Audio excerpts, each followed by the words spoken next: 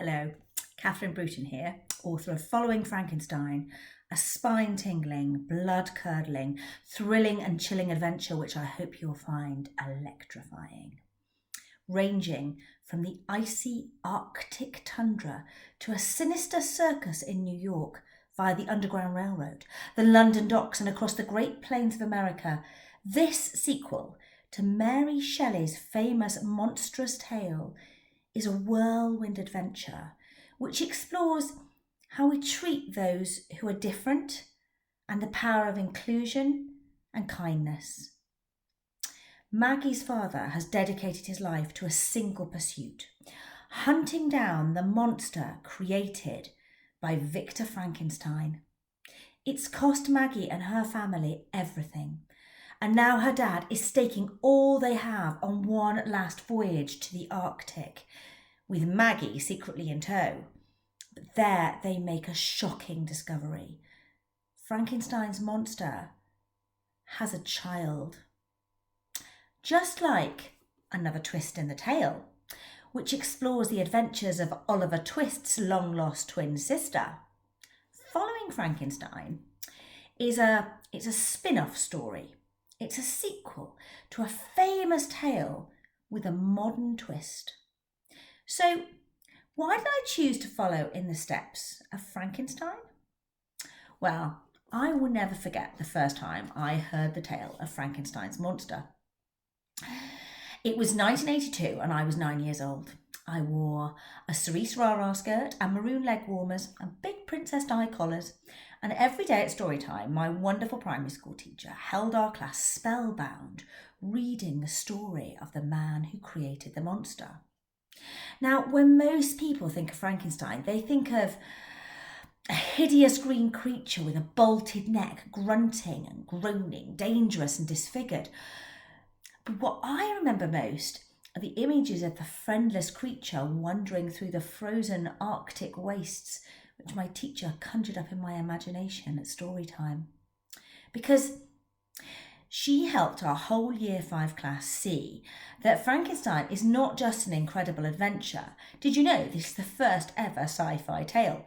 But it's also a story about inclusion and about how we treat those who are different and what that says about us.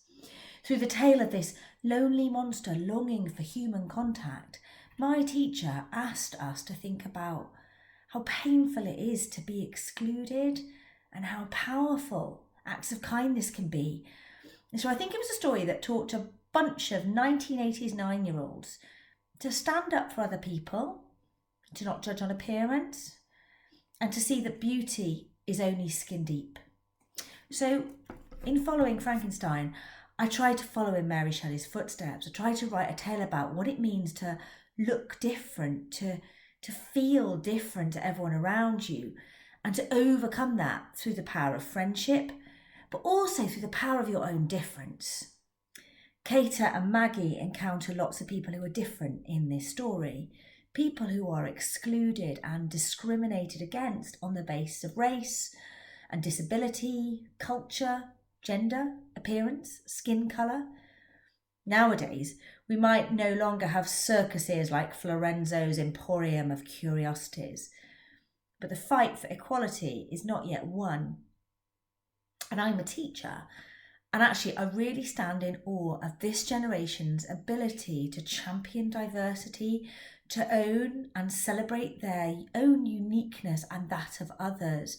And that really inspired this tale for me, and they did. And I hope that young readers will see this story that celebrates how we can triumph, not through excluding others, but by inclusion.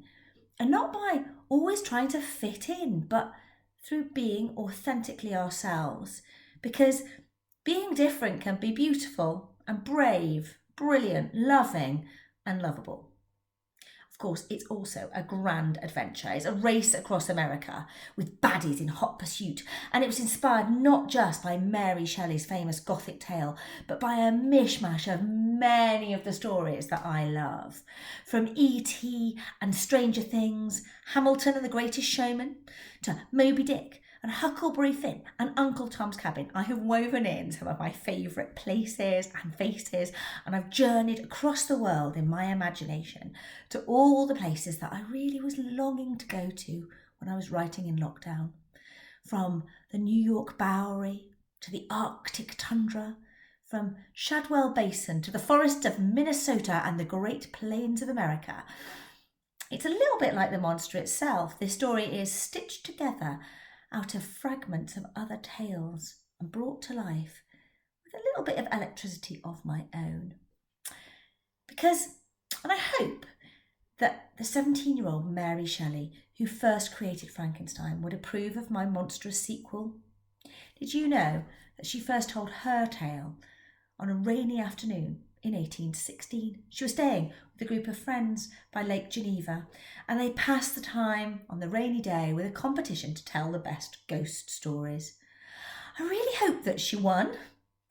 She wrote the rest of the story, though, back in England, in Bath, where I live, in much less happy times. She was an unmarried mother. She was in debt and grieving her lost child, and she was shunned by society, cut off by her own family for the choices she'd made. And yet, as I sat in a coffee shop, just opposite where she wrote her famous tale, writing some of mine, I found myself thinking about how she had turned all that pain into something powerful, a cry for tolerance and for kindness which has endured across the ages. So, in Following Frankenstein, I tried to follow in those huge footsteps. I tried to spin a tale that will make readers shiver and shudder, make them laugh, make them cry, make them think, and make them ask big questions. Maybe inspire them to their own acts of kindness and heroism. I'm going to read you a little bit of the story now to give you a taste. But I'll have to put my glasses on. It was on a dreary night in November that I first beheld the accomplishment of my toils.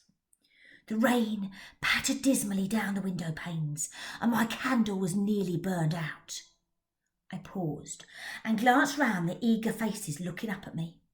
A ragtag collection of dock children, the kids of sailors and sailmenders, waifs and strays and workhouse brats, perched on lobster pots and upturned barrels, or crouched on the cobbles of the jetty, all listening with bated breath to the tale of the man who created a monster. I took a deep breath and continued. I collected the instruments of life around me, that I might infuse a spark into the lifeless thing that lay at my feet. I didn't read from a book. I didn't need to. I'd learnt the tale of Victor Frankenstein before I was 5 years old. The story of the scientist who played God and created a man out of threads and patches, and then infused a spark of life into his cold form and brought it into being. I'd heard the tale from my cradle. My earliest memories were of my father telling me it as a bedtime story, breathlessly recounting about the scientist who was so horrified when he saw what he'd done that he ran off into the night and abandoned the poor monster that he'd made. I was rocked to sleep with tales of the creature's misery, and then its rage, and finally its murderous revenge. A fine tale to tell to a child. "Go on, Maggie, what happened then?" demanded Tommy Tucker, the harbour master's boy, whose regular beatings were etched like a map of the world on his skinny frame. "Yeah, tell us about when the monster wakes up. I like that bit best." That was Jenny Stocking, who washed pots in the leaky galleon and told fortunes in tea leaves for a penny a go. I leaned forward and assumed my most sombre expression. I saw the dull yellow eye of the creature open. A fine tale indeed, but it was a true one for all that. My father had met Frankenstein's monster long ago, when he was a young captain, and he'd encountered the scientist during a voyage to the Arctic. Victor Frankenstein had been chasing the creature across the tundra, bent on destroying the monster he created. and he told the unholy story on his deathbed to my father, and it would go on to shape the course not only of my father's life, but of my own too. His yellow skin scarcely covered the muscles and arteries beneath, I went on in my best tale-telling voice. His watery eyes seemed to be of the same colour as the dun white sockets in which they were set. I felt a collective shudder run through the ragtag audience listening to the tale, and in my pocket I felt a familiar wiggle as my pet mouse, Victor, alert to the collective excitement, peeked his nose out into the air to see what was going on. I likes it best when the monster starts killing folks, said the little girl who sold matches on the corner of Basin Street and Pudding Lane. She was just a bundle of rags and bones, dark shadows under her eyes, and she'd heard me tell the story so often that I could see her muttering bits of it under her breath. She knew the words as well as I. When the monster kills the beautiful lady, that's the finest bit of all, added Tommy Tucker. I wonder if he drinks her blood. Does he drink her blood, Maggie? Don't be daft, Tommy Tucker. Monster ain't no vampire, Jenny Stocking retorted, flicking Tommy with a dishcloth that she carried permanently tucked up her sleeve. Well, he might not be a bloodsucker, but he's a right bad un, said Tommy, killing that little boy and then blaming it on the poor nanny. And then he goes off and he murders Frankenstein's best friend and his wife too. I think that Frankenstein's to blame, said the little match girl, whose name nobody knew. Perhaps she didn't know it herself. He's the one what abandoned the monster. He left him helpless and alone to fend for himself. No wonder he turned rotten. At this, my little mouse friend gave a small squeak, and I glanced at the match girl, who was staring out across the harbour where the great ships were docked, her wide eyes rimmed with shadows. Yeah, the little match girl knew something of being abandoned, I thought. She knew all about loneliness. So did Frankenstein's creation. And so, thanks to that same creation, did I.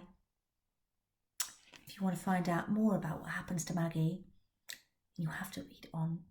I hope you'll enjoy reading this story as much as I absolutely loved writing it.